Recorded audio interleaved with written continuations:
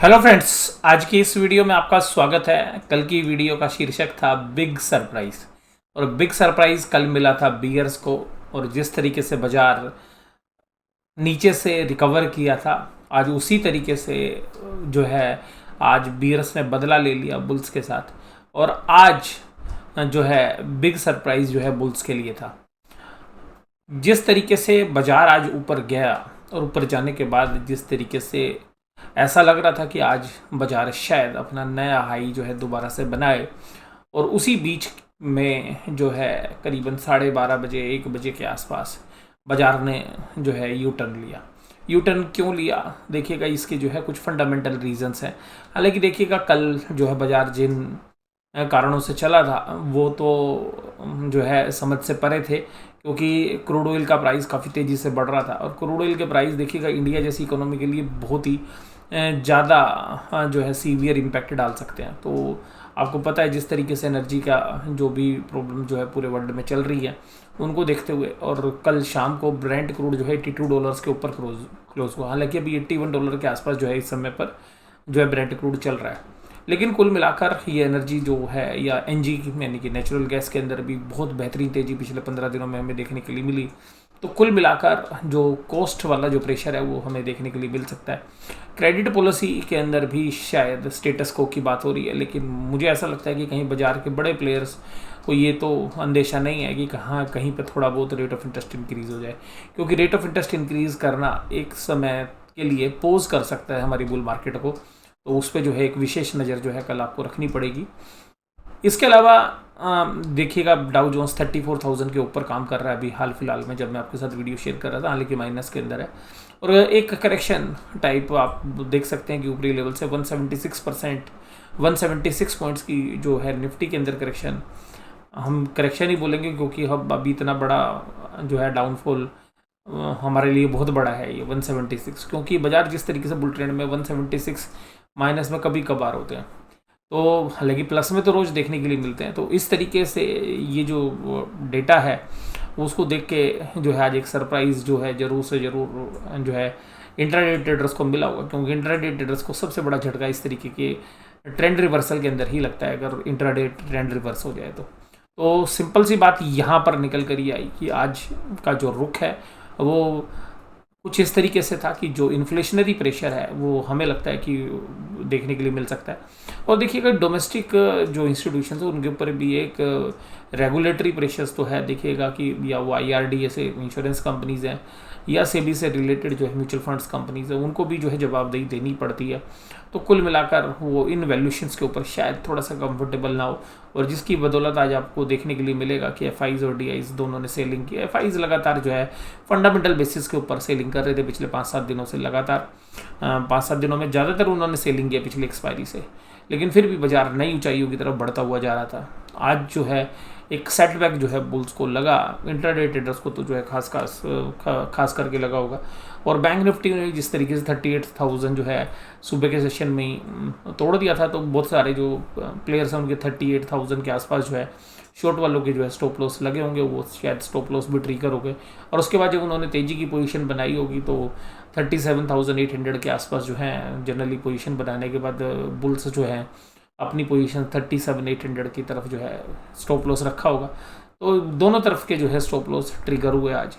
सुबह के समय पर जो है जो बी बियर्स थे उनके स्टॉप लॉस ट्रिगर हुए, शाम के समय पर जो है बुल्स थे उनके स्टॉप लॉस ट्रिगर हुए। एक बहुत ही वोलेटाइल डे जो है देखने के लिए आज मिला। और कुल मिलाकर आज की जो कैंडल है वो काफ़ी बड़ी कैंडल है, रेड कैंडल। बहुत समय के बाद जो है आप चार्ट पे देखेंगे कि इतनी बड़ी कैंडल आपको निफ्टी के फ्रंट पर आपको देखने के लिए मिलेगी। तो अगर आप पूरी स्क्रीन पर इतनी बड़ी कैंडल निफ्टी की ढूंढने की कोशिश करोगे, रेड कैंडल आपको नहीं मिलेगी। देखिएगा जून, जुलाई, अगस्त, सितंबर और अक्टूबर ये डेटा हमारे पास स्क्रीन पे नज़र आ रहे हैं, और आपको ऐसी कोई भी कैंडल नज़र नहीं आएगी। आपको एक जून में कैंडल नज़र आएगी, लेकिन वो भी इतनी बड़ी कैंडल नहीं थी। तो ये जो कैंडल है ये वास्तव में एक सरप्राइज़ करने वाली है, और ये जो सरप्राइज़ है ये थोड़ा सा जो है हमें लगता है कि बाज़ार को भी कंसोलिडेट कराएगा यहाँ पे। तो अगर अभी नई ऊंचाइयों की तरफ भी बाज़ार को बढ़ना है तो शायद कल के लिए जो है नई ऊंचाइयों की उम्मीद शायद थोड़ी सी कम है हमें। लेकिन अभी कंसोलिडेशन शायद इस दायरे के अंदर जो है देखने के लिए मिल सकता है। 17,500 17,550 एक अहम सपोर्ट है, शायद यहाँ पर जो है रिस्पेक्ट मिलनी चाहिए बाजार को। लेकिन देखिएगा इंटरनेशनली जो है क्रूड ऑयल के जो प्राइस बढ़ना, उसके अलावा यूएस के बॉन्ड यील्ड बढ़ना, आज डॉलर 75 रुपीज़ के ऊपर चला गया। तो डॉलर का ये प्राइस जो है एक चिंता का विषय जो है हमारे लिए बन रहा है। और देखिएगा एक तो हमारे क्रूड ऑयल महंगा हो गया, दूसरा डॉलर महंगा हो गया, तो हमारे पास तो डबल साइडेड जो है इम्पैक्ट पड़ रहा है। तो इन्फ्लेशनरी प्रेशर है, तो देखिएगा आरबीआई गवर्नर को भी शायद ये एक बार सोचना पड़ेगा स्टेटस को रखने से पहले कि क्या रेट ऑफ इंटरेस्ट बढ़ेंगे या नहीं बढ़ेंगे। अगर नहीं बढ़ते हैं तो देखिएगा वो तो बाजार डिस्काउंट करके चल रहा है, लेकिन अगर किसी भी कारण से बढ़ गए तो वो एक नेगेटिव सरप्राइज हो सकता है। तो उस तरफ जो है आप एक ध्यान जो है जरूर से जरूर कल आपने रखना है। इसके अलावा देखिएगा एचडीएफसी बैंक ने जो अपने क्वार्टरली डेटा दिए थे कासा के, वो बाजार को पसंद आए और देखिएगा एक अच्छा नीचे से कंसोलिडेशन होके आज एक नया हाई मारने की तैयारी में एचडीएफसी बैंक था। वॉल्यूम भी बड़े हुए थे, लेकिन बाजार ने अपना रुख पलट लिया। और उसके अलावा टाटा कंज्यूमर, एचडीएफसी, ओएनजीसी और ब्रिटेनिया तेजी के साथ थे। और आज बड़ा सरप्राइज आपको लगेगा कि आज बाजार की इस गिरावट में एचडीएफसी बैंक और एचडीएफसी लिमिटेड दोनों ही तेजी के साथ बंद हुए। Reliance, Infosys, ICI bank, SBI life और जेएसडब्ल्यू स्टील ये कमजोरी के साथ बंद हुए। और सरप्राइज लगा थोड़ा सा आईसीआई बैंक की तरफ से, जो कि 690 रुपये के नीचे चला गया, 690 के नीचे। एडवांस देखिएगा सुबह चांद पे था, करीबन 1350 के आसपास जो है एडवांस थे, और वो शाम होते होते कम हो गए। हालांकि देखिएगा एक दिन का है, तो एक दिन से अभी ज़्यादा डेटा नहीं लगता, क्योंकि वीकली एक्सपायरी भी है कल। तो लगातार 3 दिन तेजी के थे, तो जो है करीबन 2-2.5 दिन तो तेजी के थे ही, तो वो एक एडजस्टमेंट भी हो सकती है।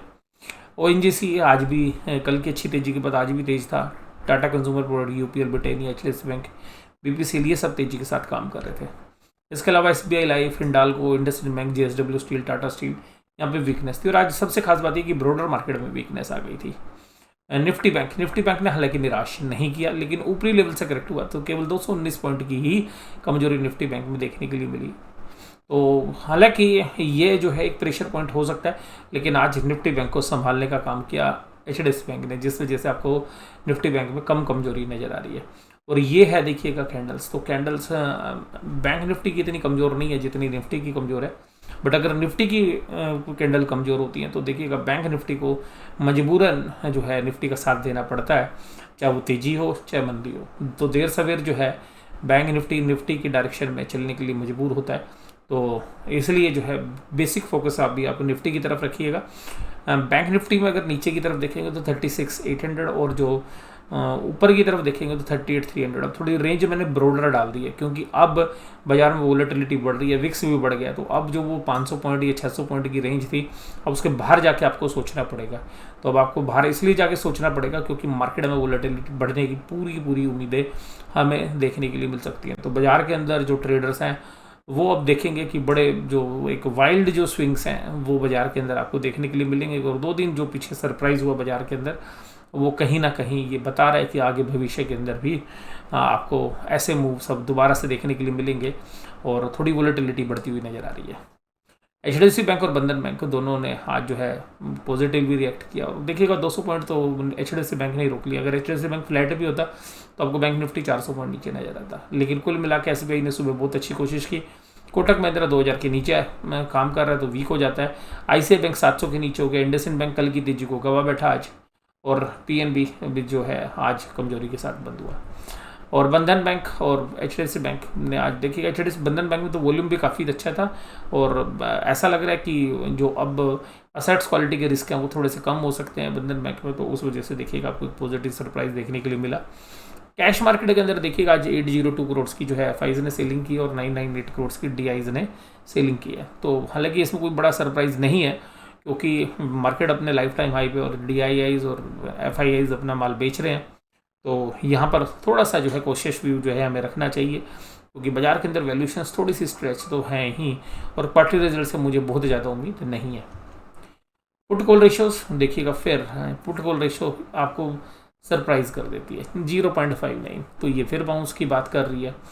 बैंक निफ्टी 0.69, ये फिर बाउंस की बात कर रही है। तो कल की एक्सपायरी में क्या बाउंस होगा या नहीं होगा, देखते हैं।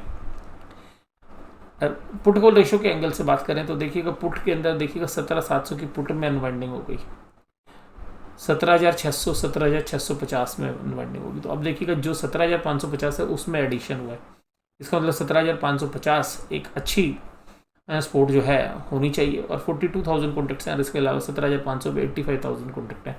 तो ये जो है नीचे की सपोर्ट है। और रेजिस्टेंस के एंगल से अगर हम बात करें तो कल हम 17,900 और 18,000 की बात करें थे, लेकिन कल की रेजिस्टेंस मुझे लगता है कि 17,800 काफ़ी इंपॉर्टेंट है और 1,29,000 कॉन्टेक्ट है, शायद ये क्रैक नहीं होगा कल 17,800। तो 17,800 17,500 अब रेंज थोड़ी देखिएगा बड़ी हो गई है। जो भी हम नैरो रेंज की बात कर रहे थे उस रेंज को अब आपको बाहर जाके सोचना पड़ेगा। इसी तरीके 37,500 की पुट में भी अनवाइंडिंग हो गई। तो अब अनवाइंडिंग देखिएगा पुट में काफ़ी आगे तक हुई है। तो 37,000 तक की पुट में अनवाइंडिंग हो गई। ये बड़ा सरप्राइज़ है कि बाजार के अंदर जब इस तरीके से ऊपर से सेलिंग हुई तो 37,000 की पुट में मुझे लग रहा था कि एडिशन होना चाहिए, क्योंकि एक तो बेस मानना चाहिए। तो क्योंकि जो मैं वोलेटिलिटी की बात कर रहा हूँ तो वोलेटिलिटी ये इंडिकेट भी कर रही है कि जब 37,000 की पुट राइट करने के लिए कोई तैयार नहीं है और वहीं पर पुट कॉल राइटर भी एग्रेसिव नहीं है, अगर आप ध्यान रखें तो कॉल राइटर भी 37,900 पे जाके या 38,000 पे जाके कॉल राइटिंग कर रहे हैं।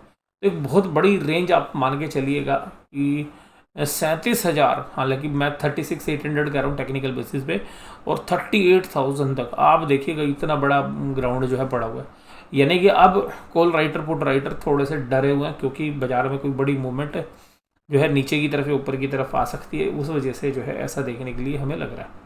तो कुल मिला के आज के एनालिसिस में बस यही, लेकिन मैं क्लोजिंग रिमार्क्स में आपको एक ही बात बोलना चाहूँगा कि देखिएगा डाउ जोन्स में हमें ऐसा लग रहा था कि बाउंस कर जाएगा, लेकिन आज फिर बाउंस नहीं कर रहा है।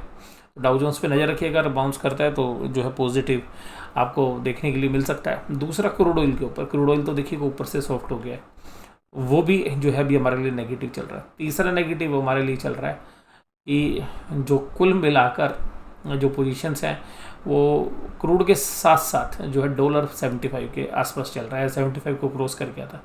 अगर 75 का डॉलर होता है तो उसके क्या इम्पैक्ट होते हैं कि इसका मतलब ये कि जो इन्वेस्टर्स हैं वो तो हालांकि हमारे यहाँ पे इंडिया में ज़्यादा इन्वेस्टमेंट कर पाएंगे उसी डॉलर्स के आगे, लेकिन जब वो निकाल कर लेके जाएंगे तो उनको जो है थोड़ा सा रिस्क बनेगा। तो कुल मिलाकर अभी इन्वेस्टमेंट्स के नज़रिए से भी जो है शायद जो है इन्फ्लोस थोड़ा सा पोज हो सकता है, जिसको आपको केयरफुली जो है ध्यान रखना पड़ेगा।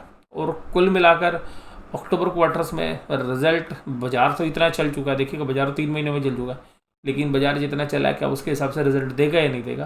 तो इस वजह से एक कोशिश व्यू जो है, एक अलर्ट व्यू जो है मुझे लगता है कि हमारा होता है इस पैमाने पर। और सबसे खास बात मुझे क्रूड ऑयल सबसे ज़्यादा इंपॉर्टेंट लगता है, क्योंकि क्रूड ऑयल जब ऊपर हो रहा है उसी की वजह से डॉलर और क्रूड ऑयल बढ़ेगा तो हमारे जो रॉ मटेरियल की कॉस्ट बढ़ेगी, हमारा जो इम्पैक्ट आना है वो वास्तव में पूरे मार्केट का बीटा बढ़ जाता है, क्योंकि रेट ऑफ इंटरेस्ट बढ़ने की चांसेस बढ़ जाते हैं और ऑपरेटिंग कॉस्ट कंपनीज की बढ़ जाती हैं। तो ऑपरेटिंग लीवरेज और फाइनेंशियल लीवरेज दोनों रिस्क अगर बढ़ेंगे और उसके साथ जो वैल्यूएशन का रिस्क है, क्योंकि अगर प्रॉफिट्स ही कम होंगे और उसके बाद WACC ज़्यादा होगी यानी कि weighted average cost of capital, तो ये जो है क्रूड ऑयल मेरे लिए जो है ज़्यादा सीरियस इशू है। अगर क्रूड ऑयल के प्राइस ऊपर की तरफ जाएंगे जिस पे इंटरनेशनल डिपेंडेंस है, हालांकि अभी हम अल्टरनेटिव फ्यूल्स की बात कर रहे हैं, लेकिन फिर भी कुल मिलाकर आप ध्यान रखिएगा कि अभी भी कोल बेस जो है पावर प्रोजेक्ट ही हमारे पास काम कर रहे हैं। तो 70% अभी भी हम जो है थर्मल पावर जो है वही हम बिजली जो है यूज़ करते हैं। तो कुल मिलाकर अभी जो है वेट एंड वॉच जो है मुझे लगता है कि बाज़ार पे रहना चाहिए। कोई भी एग्रेसिवली जो है बाय तो जो है नहीं बनता है और सेल भी एग्रेसिवली आप नहीं कर सकते, क्योंकि जिस तरीके के वाइल्ड स्विंग आते हैं वहाँ पर स्टॉप लॉस बहुत ही इंपॉर्टेंट है। और कुल मिला के जो केमिकल कंपनीज़ के अंदर रैली हुई है, तो केमिकल कंपनीज़ के अंदर भी रॉ मटेरियल की कॉस्ट जो है डेफिनेटली बढ़ेगी अगर ब्रेंट क्रूड के प्राइस यहीं पे सस्टेन करते हैं। तो आप ध्यान रखिएगा अगर 10 दिन भी ब्रेंट क्रूड का प्राइस यहीं पे रह गया तो मार्केट यहाँ पे नहीं रह पाएगी, क्योंकि मार्केट को फिर नीचे आना पड़ेगा।